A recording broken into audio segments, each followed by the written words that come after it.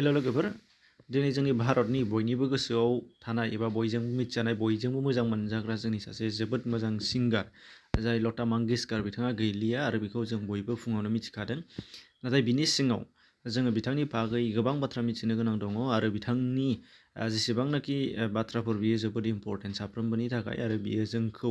थुलुंगा होनायजोंल' नङा जोंनि गोसोआव जोबोद अरायसम थालांबाय थागोन आरो बेजों लोगोसे बिथांनि गासैबो डिटेल्सफोरखौ जों मिथिनानै लानांगोन जायफोरा स्टुडेन्ट एबा एग्जाम होनो गोनां बिथांमोनाथ' मिथिखानांगोन बेनिखायनो बिथांमोननि थाखाय नोंथांमोननि थाखाय सुबिदा खालामनानै लाबोदों आं नैबे मोनसे भिडिअनि गेजेरजों दा बेयाव नोंथांमोनहा मिथिनो हागोन बिथांनि गासै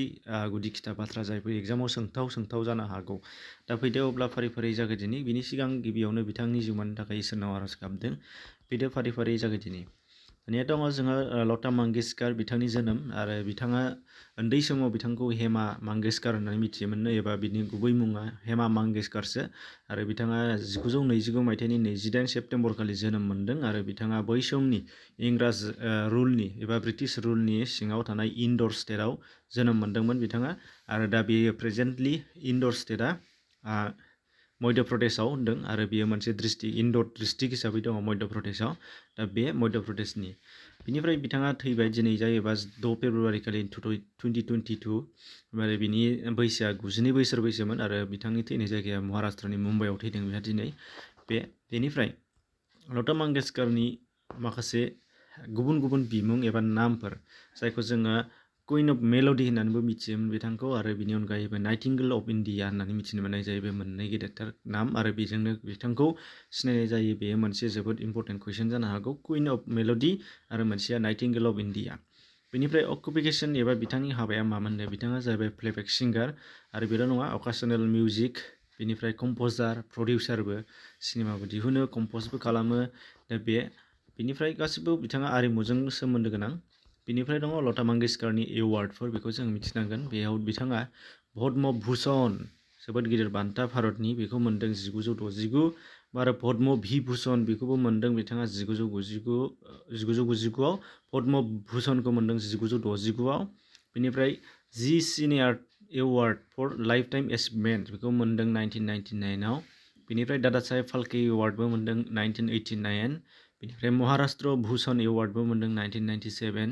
बेनिफ्राय NTR national award 1999 Bharat Ratna मोन्दों बिथाङा 2001 बेनिफ्राय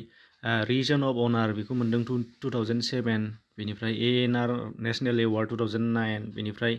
3 नेशनेल फिल्म एवार्ड मोन्दों ओमफ्राय बेनिफ्राय 15 बेंगल फिल्म जार्नालिस्ट एस'सिएशननिफ्राय एवार्ड मोन्दों 15 टाइम्स थारमाने बेनिफ्राय बिथाङा फिल्मफेयार एवार्डआवबो मोन्दों जेरैहाय बेस्ट फिमेल प्लेबेक एवार्ड हिसाबै मोन्दों बिथाङा फिल्मफेयाराव दा बेफोर गासैबो आरो बेनि अनगायैबो फिल्मफेयार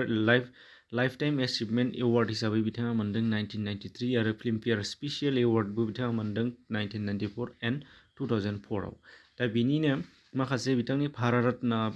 पद्म भुषण पद्म विभूषण बेफोर माखासे गोबांथार एवार्ड मोननायफोरा इयारफोरा गोसोआव लानो गोनां आरो बिथांनि गासैबो बान्थाफोराबो गोनां नाथाय जोबोद गिदिर बान्था बेफोरखौ जोङो गोसोआव लानांगोन जायफ्रा स्टुडेन्ट नेक्स्ट एग्जामाव जिरायगोन बिथांमोननि थाखाय बेयो कारेन्ट एफेयार हिसाबै बेयो जोबोद इम्परटेन्ट जागोन बेनिफ्राय लता मंगेशकरनि माखासे अनार मोननाय दंबावो बिथांनो माखासे इउनिभारसिटिफोरा माखासे फसंथानफोरा इनस्टिटिउसनफोरा बिथांनो जोबोद गिदिर पार्टिसिपेटखौ नुनानै एबा बिथांनि कन्ट्रिबिउसनखौ नुनानै आरो बिथांनि टेलेन्टखौ नुनानै बिथांखौ डक्टरेट बिमुं होदों संगीत नाटक एकाडेमिया डक्टरेट बिमुं होदोंनो बिथांनो 1989आव बेनिफ्राय आरो इन्दिरा कला संगीत विश्वविद्यालया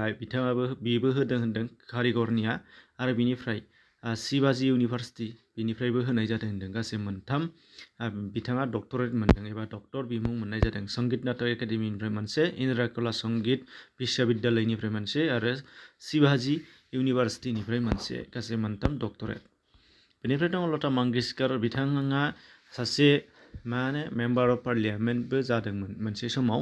आरो बिथाङा बेनि अफिस टार्मआ 1999 22 नभेम्बरनिफ्राय 21 नभेम्बर 2005 बेखिनिसिम 5 इयार्स टार्म मोनसे बिथाङा MP जादों राज्य सभानि आरो बिथाङा नन पलिटिकेल पार्टि एबा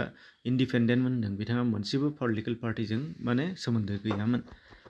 बेनिफ्राय दङ लता मंगेशकारनि मिउजिक डाइरेक्सन होनाय माखासे फिल्मफोर दङ बेनि नोंथांमोननो बाहाय होदों जेरै जाय 1960नियाव राम राम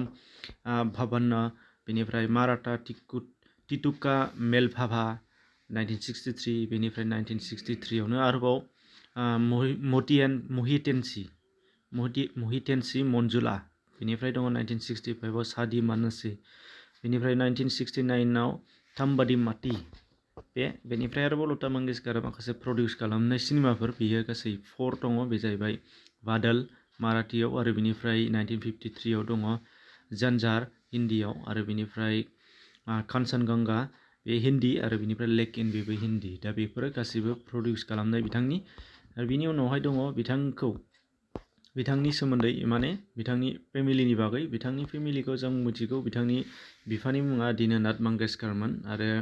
बिथाङा सोरमोननो बिफाया सासे माराठी थियेटार एक्टरमोननो आरो